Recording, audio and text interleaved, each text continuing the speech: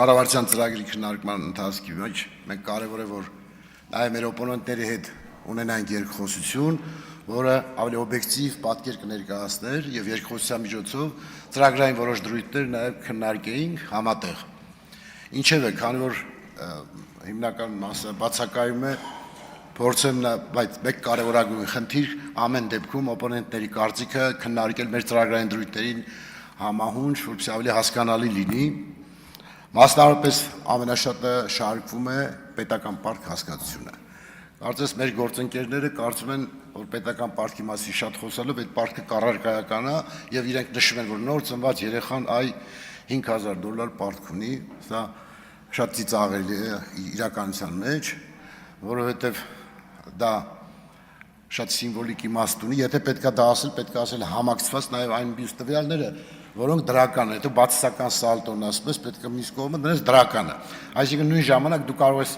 պայմանական ասած այլևս շուրջ 30 միլիարդ համախառ ներքին արդյունքը բաժանել 3 միլիոն քաղաքացիների վրա, ստանալ, որ յուրաքանչյուրը $10,000 փող ունի։ Այսինքն եթե դուք ասում եք $5000 պարտք ունի, նշեք նաև որ ուրեմն $10,000 փող ունի, որտեղ երկուսն էլ խորհրդանշական են։ Կամ ամենաառարկայականը։ Պետք է նշել, որ այսօր հայաստանյան բանկերում երբևէ նման այս ծավալի ավանդներ չեն եղել։ 7 տրիլիոն ավանդ ունի Հայաստանի Հանրապետության քաղաքացի բանկերում։ 7 տրիլիոն, այսինքն խոսքը մոտ 20 միլիարդի մասին է, որը արդեն ռեալ գումար է, ռեալ փող է։ Եվ այդ փողը մեր քաղաքացիների փողերն են։ Եթե մենք ջինի գործակիցը այնպեսին լիներ, որ կարողանանք հավասար բաժանել, կստացվեր, որ յուրաքանչյուր քաղաքացի շուրջ $7000 փող ունի, որը առարկայական է, այսինքն դու 5000 սիմվոլիկ պարտքի մասին երբ որ ասում ես, այլ հավասար պայմաններ պետք է ասես այն կարողությունների մասին, որ Հայաստանի Հանրապետության քաղաքացին ունի։ Եվ երբևէ ամենամեծ ցուցանիշը Հայաստանի պատմության մեջ եղել է վերջի խորհրդային վերջի տարվա ընթացքում, երբ որ ունեցել են 8000 ռուբլի խնայողություններ։ 8000 ռուբլին այդ ժամանակ, եթե նույնիսկ մեկը մեկին դոլարի համարժեք համարենք, $8000 8 միլիարդ $, 8000 ասին ներողություն եմ խնդրում, 8 միլիարդ ռուբլի ուներ կամ վերածենք 8 միլիարդ $, եւ 20 միլիարդ $։ 20 միլիարդ $-ը որ բաժանենք մոտ $7000 ենք, մեկ շնչին են գնում։ Իսկ այն դեպքում 8 միլիարդը խորհրդային տարիների ժամանակ, եթե բաժանեինք, մոտարապես մանավանդ մոտեցել էինք 4 միլիոնի շրջանագծին, մոտարապես կունենայինք $2000, այսինքն ծավալը տեսեք 4 անգամ, 3.5 անգամ բարեկեցությունը բարձրացել է նույնիսկ խորհրդային լավագույն տարիների հետ համեմատած, եթե վերցնենք զուտ այդ թվական տվյալները։ Այսինքն ես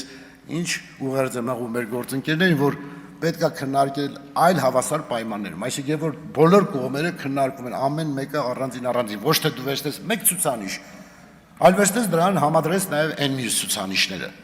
Այդ դեպքում կլինի, որ դու ազնիվ ես ասում եւ այդ ժամանակ ամենևին չեմ արդարացնում, որ պարտքի մասին չպետք է խոսել, այլ ասում եմ, եթե պարտքի մասին խոսում ես, պետք է նաև խոսես կարողությունների մասին, որ մեր ժողովուրդը այս ճիշտ աշխատանքի արդյունքում կարողացել է նման լուրջ 7 տրիլիոնի չափ գումար գեներացնել, եւ այդ գումարները, եթե մենք մեր կառավարության ծրագրում նայեք, շատ կարևոր մի առանձնահատկություն, որ կորպորատիվ պարտատոմսերի շուկայի ծավալի ավելացում առնվազն 3 անգամ։ Ինչ է սա նշանակում։ Սա նշանակում է, որ քաղաքացին այլև տրանք կունենա եւ իր այս 7 տրիլիոն գումարը կտեղաբաշխի նաեւ առանձին ակցիաների տեսքով, բաժնեմասերի տեսքով, այսինքն եթե ինքը բանկում պետք է ստանա պայմանական ասած տարեկան 8% դիվիդենդ, եթե կորպորատիվ կառավարումը կայանը, նա կարող է ստանալ մինչև 40%, 50% շահույթ դիվիդենդ եկամուտ, եթե կարողանանք զարգացնել կորպորատիվ պարտատոմսերի շուկա։ Եվ եթե մենք նախանշել ենք առնվազն 3 անգամ, դա շատ լուրջ ցուցանիշ է, հավակնոտ ցուցանիշ է, եւ այդ ուղղությամբ կատարվող աշխատանքը կառավարության եւ ազգային ժողովի պետք է ինտենսիվ իրականացնել եւ այդ շուկան կայացնել։ Մենք վերցրել ենք տարեկան միջինը 6% տնտեսական աճի արդյունքը որպես ծրագրային, բայց ասեմ ձեզ, որ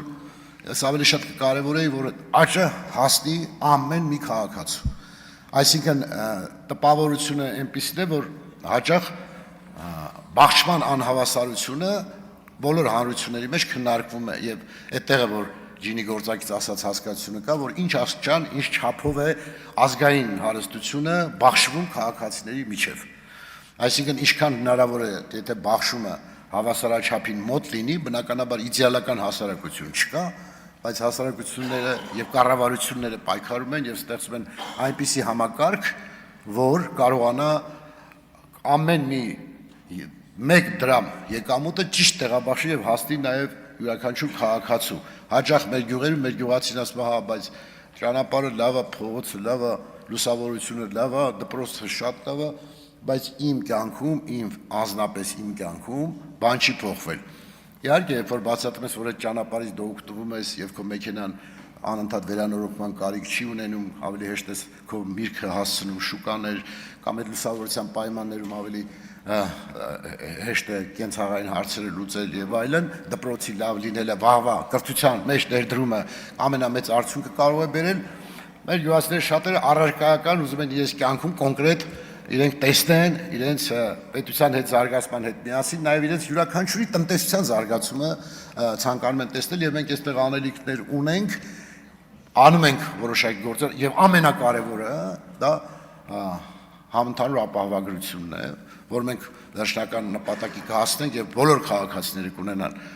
այդ ապահովագրությունը, իսկ դա բացառիկ հնարավորություն է, որ ասենք յուրաքանչյուր անձի մեր սոցիալական եւ տնտեսական քաղաքականության արդյունքում յուրաքանչյուր քաղաքացու հասանելի արդյունք ենք մենք ձևավորում։ Սա շատ կարևոր է։ Եվ մենք ունենք նաև գյուղատնտեսության համախառն արտադրանքի արժեքի ավելացում առնվազն 50%-ով։ Բարդագույն խնդիր է, ասեմ, որ գյուղատնտեսության զարգացումը Վարշապետը նույնպես նշեց իր ելույթում, որ միայն ինտենսիվ եւ նորագույն տեխնոլոգիաներով է հնարավոր գյուղատնտեսությունը զարգացնել եւ ես ամբողջովին կիսում եմ այդ կարծիքը, նաեւ կարծում եմ, որ որոշակի մենք պետք է նաեւ հողային ֆոնդը նորից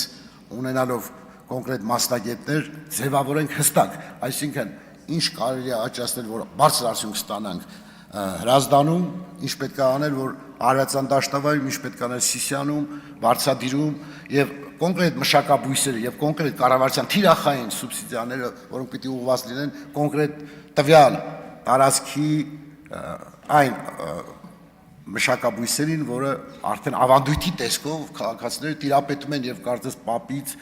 մինչև թոր հասել իրենք տիրապետում են եւ կարող են ճիշտ բերք ստանալ եւ մասնագիտանալ կոնկրետ տվյալ բուսատեսակի վրա, որովհետև չի կարելի ամենտեղ ամեն ինչ աճեցնել, դա անարդյունավետ է, բոլորս գիտենք, բայց օրինակ ես երբևէ չէի ցանկանա, որ մենք խոսեինք միայն արտադրական գյուղատնտեսության մասին, շատ կարևոր է նաև մշակույթ ձևավորել, նաև մեր ժողովրդի հետաքրքիր խոսք ուրիշ է, ասենք իրենց այգին գյուղացիները շատ կարևորում են հենց տան հարակից այգին 500 մետր կամ 1000 մետր, որ դա նույնպես ճիշտ մշակվի։ Ես որ նայում եմ հիմա գյուղերում իրենք հետաքրքիր նորույթներ են կիրառում, բարձր տեխնոլոգիական փոքր ծավալի բան են դնում հատապտուղ եւ շատ բարձր արդյունք են ստանում։ Պայմանական ասած, մենք 3-4-5 ամս մշակման արդյունքում 2-3 միլիոն դրամի կարող են լրացուցիչ եկամուտ գեներացնել, որը հետաքրքիր է, որ իրենք ինքնուրույն եկել են հայիտ համոզման, որ պետք չի, որ այստեղ մի քիչ բիբար դնեն, մի քիչ լոլիկ դնեն, մի քիչ վարունգ դնեն, այլ դնում են հենց այդ կոնկրետ կուլտուրա եւ իրենց տան մեջ իրենց աշխատանքի հետ միասին կարողանում են նաեւ ձևավորել լրացուցիչ եկամուտներ եւ իրենց բարեկեցությունը բարձրացնել։ Ժամանակը սպառվում է եւ ես մաղթում եմ, որ մենք այս ծրագիրը իրականացնենք միասին, մեր պետության հաջորդ հանգրվանին շատ ավելի բարձր տրամադրությամբ մեր ժողովրդի ամեն օրը դարձնենք տոն, դարձնենք երազանքի օր։ Շնորհակալություն։ Լավ մնացեք։